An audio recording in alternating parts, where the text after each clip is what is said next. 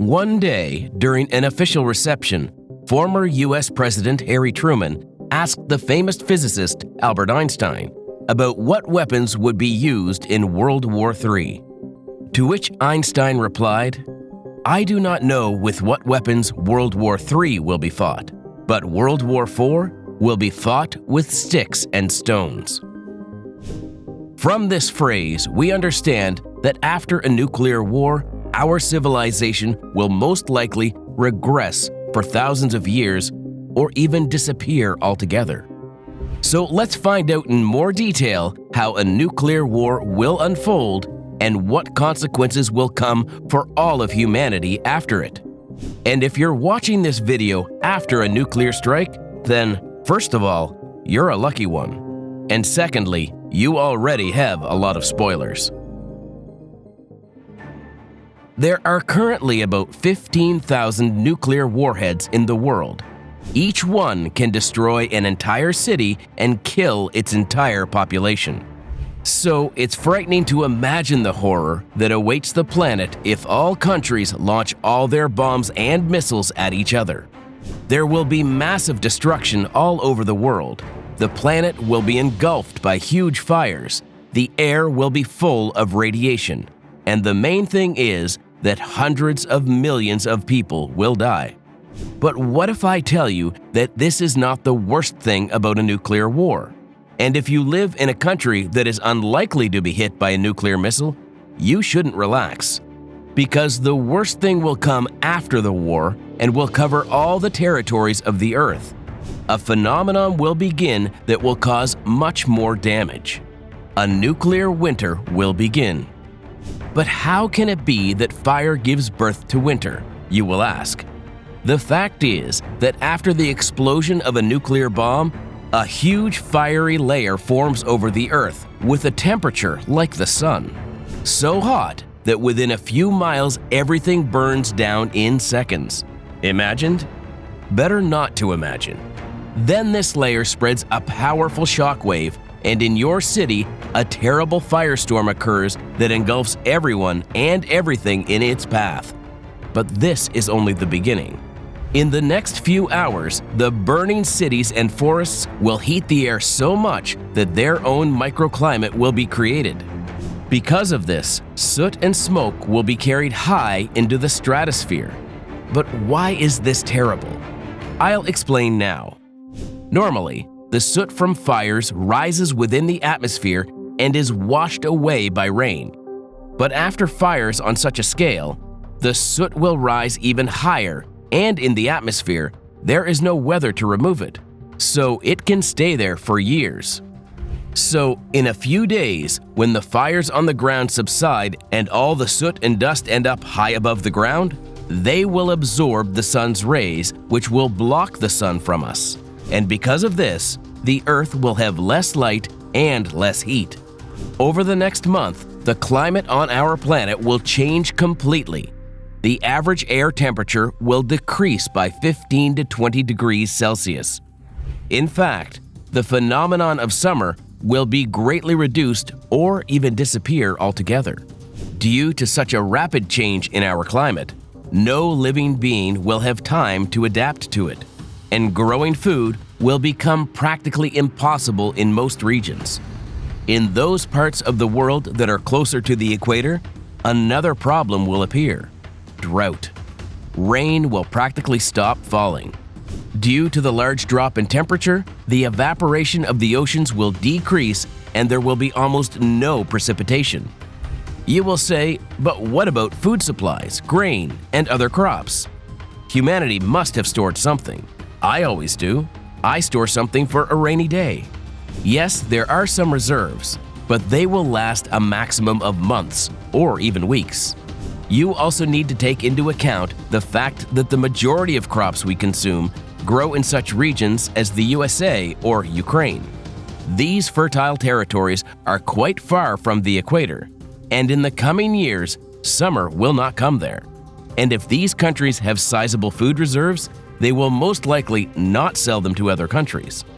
Even if they wanted to, another problem would arise: delivery.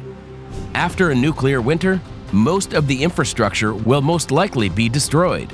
There will be no ports or oil bases, which play an important role in the transportation of products. That is, it will be impossible to transport food from one country to another. Decreased lighting and lower temperatures will negatively affect marine ecosystems, in particular, phytoplankton, the basis of the marine food chain, which in turn will lead to the collapse of fish stocks. The animal world will face serious problems due to the lack of food and water. Due to the sharp change in living conditions, as well as the inability to migrate and adapt quickly, a large number of animals will simply die out. People who survive, even at the expense of common sense and ingenuity, will face huge problems due to food shortages, social unrest, and the destruction of civilizations as a whole. There is no electricity, no internet, no water and food in the supermarkets. Everything is destroyed or looted. You're lucky if you initially managed to store some supplies. This can be fuel for cars and generators, materials for heating and protective equipment. As for food, it's much more difficult here, as you will need to stock up on food for years to come. Survival will also depend on the ability to produce food by alternative methods, such as growing in enclosed spaces using lamps instead of the sun. And for this, you need energy. Since traditional fuel sources may become negligible or inoperable, new ones will have to be sought. Also, for survival in nuclear winter conditions, not only physical but also psychological resilience will be needed, as people will have to adapt to extreme conditions and prolonged isolation. Remember how it was with COVID? And at this point, we come to the next problem, such as the ethics of survival. Yes, you will say, we have seen all this in Hollywood disaster movies. But it really is a problem. It includes the distribution of resources, subordination, the dynamics of community development, and potential conflicts. All this is due to the shortage of essential items. All these will become the main problem in the world after a nuclear winter. Needless to say, a group of people willing to do anything for profit will soon emerge. After all, the world will change along with the people. In addition, we must not forget about the radiation that will occur after nuclear explosions and will be carried by clouds in the form of radioactive rain to other regions. In fact, in a nuclear explosion, radiation is not the main damaging factor. Here, first of all, you should be afraid of the deadly shockwave, light radiation, and high temperatures. If we consider the radiation contamination from the explosion of a nuclear power plant, it will be many times greater and more dangerous for a person than after a nuclear explosion. By the way, soon I plan to release a video about the difference between nuclear weapons and energy, so subscribe to the channel to see it first. So after the explosion, radiation will spread within a radius of 2 to 3 miles and will be dangerous for people for only 3 days. So it's better to spend this time in a shelter or at home with the windows closed. But still, after the explosion of thousands of nuclear bombs in a short period of time, there will be enough radiation and it will harm millions of people. And what conclusion can be drawn? After a massive nuclear strike, humanity will find itself in darkness, in the cold, in radiation pollution, and a huge famine will engulf the entire planet. Horrible, isn't it? We have considered the worst-case scenario, when all nuclear countries, or the largest of them, Russia and the USA, clash with each other. There may also be smaller nuclear conflicts, after which the consequences will not be as terrible. But in any case, our planet will suffer. The most likely of them is the conflict between India, Pakistan, and China, who cannot divide the territory of Kashmir between them and are constantly building up their nuclear potential. Or North Korea, as it often threatens, will launch missiles at the USA and receive the same response. In the case of such wars, dozens or hundreds of nuclear warheads will be used. The consequences will be much smaller, but still tens of millions of people will die, and the firestorms will cause a nuclear autumn. This phenomenon will lower the temperature on Earth by several degrees, but this will be enough for hundreds of millions of people to starve. A similar apocalypse has already occurred on Earth. Yes, about 66 million years ago, when there were no people on our planet, but dinosaurs reigned. Although they were not as intelligent as humans and did not destroy themselves, something else happened to them. But in terms of consequences, very similar to a nuclear war.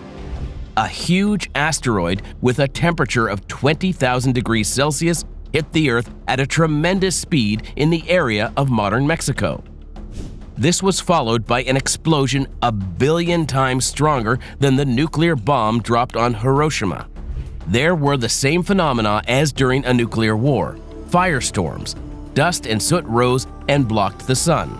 The shock waves circled the Earth, and add to this earthquakes, tsunamis, the fall of a large number of debris, and finally a continuous winter.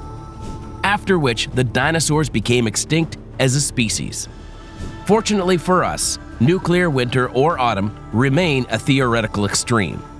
But human ingenuity and short-sightedness can destroy our civilization or set it back thousands of years. Therefore, we must do everything to prevent a nuclear war from happening. Thank you for watching.